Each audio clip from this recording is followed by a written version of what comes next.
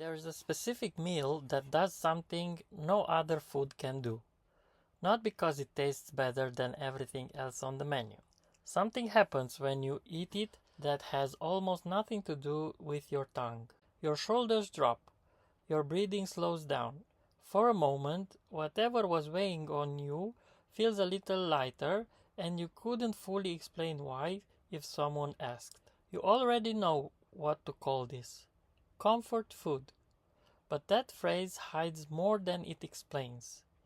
Because here's the strange part.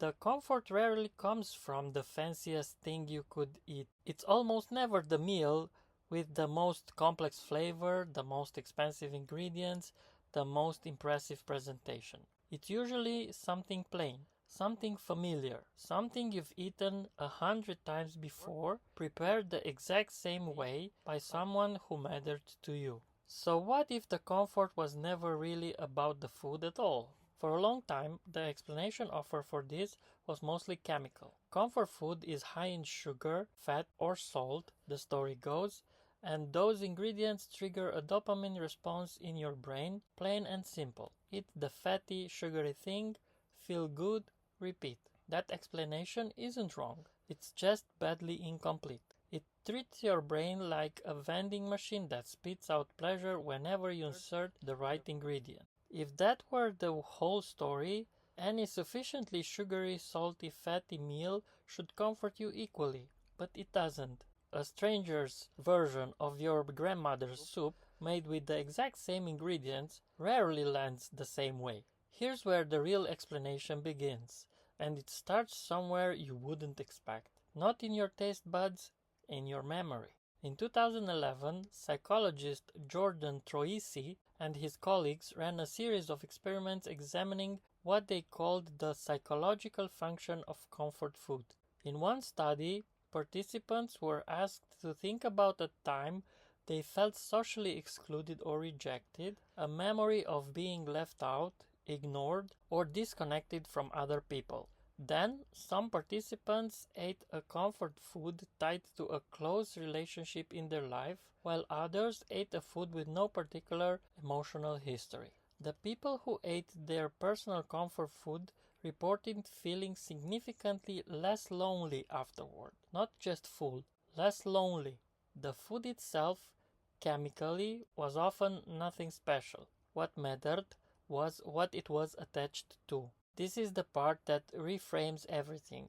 Comfort food doesn't work primarily through your taste receptors. It works because certain food have become anchored to a specific relationship in your memory, and eating that food reactivates the emotional experience of that relationship, almost like your brain can't fully separate the meal from the person who used to make it for you. Think about why that would matter evolutionarily. For nearly all of human history, food was never eaten alone in the way it often is now. Meals were shared. Preparing and giving food to someone was one of the most basic, universal signals of care in every human culture that has ever existed. A parent feeding a child, a partner cooking for a partner, a community sharing what little it had during hard times. Food wasn't just fuel. It was proof that you belonged to someone, that someone was looking out for you. Your brain, shaped by the reality across an enormous span of time, learned to treat certain foods as more than nutrition. It learned to treat them as evidence of connection.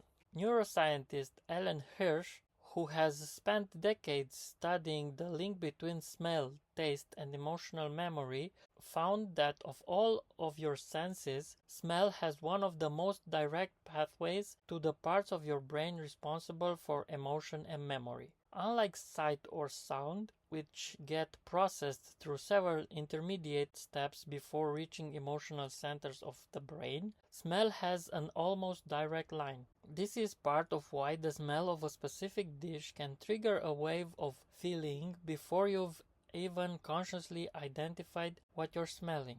So, when you eat something that was cooked for you by someone who loved you, your brain isn't just tasting food, it's re-triggering at a chemical level the sense of memory of being cared for. This also explains something that seems at first like a contradiction. Why comfort food so often disappoints you a little when you try to recreate it yourself using the exact same recipe, the exact same ingredients.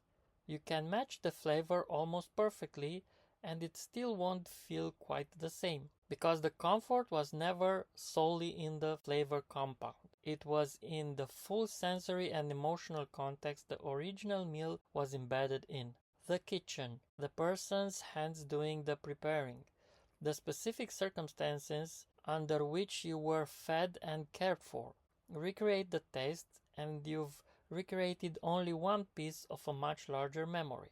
Here's the twist that makes this even stranger. Researcher Jennifer Lau found that people under psychological stress show heightened preference specifically for foods associated with emotional security, not simply high-calorie foods in general. In other words, your brain isn't randomly craving anything indulgent when you're stressed. It's specifically reaching for foods tied to a memory of being safe. This means stress eating in many cases isn't really about hunger, and it isn't purely about sugar or fat cravings either. It's your brain attempting to use food as a shortcut back to a feeling of safety it remembers experiencing before, often from childhood, often tied to a specific person who is no longer physically present to comfort you directly, which reframes something that often gets treated as a simple willpower failure. Reaching for a specific dish during a hard week isn't a lack of discipline.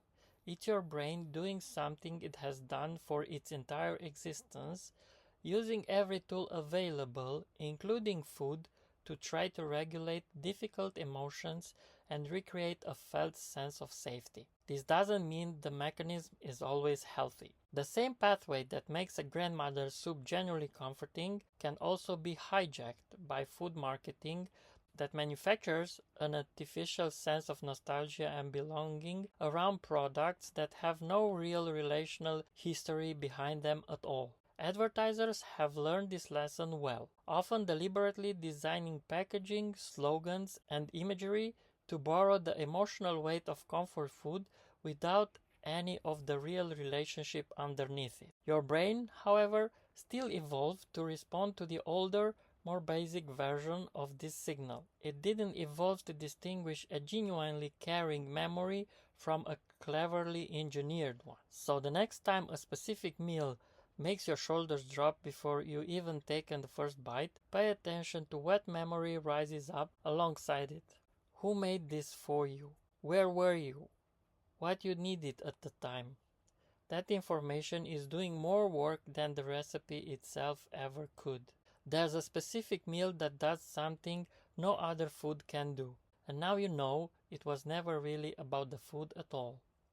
If you enjoyed this type of content, please like, share, and subscribe. Thank you.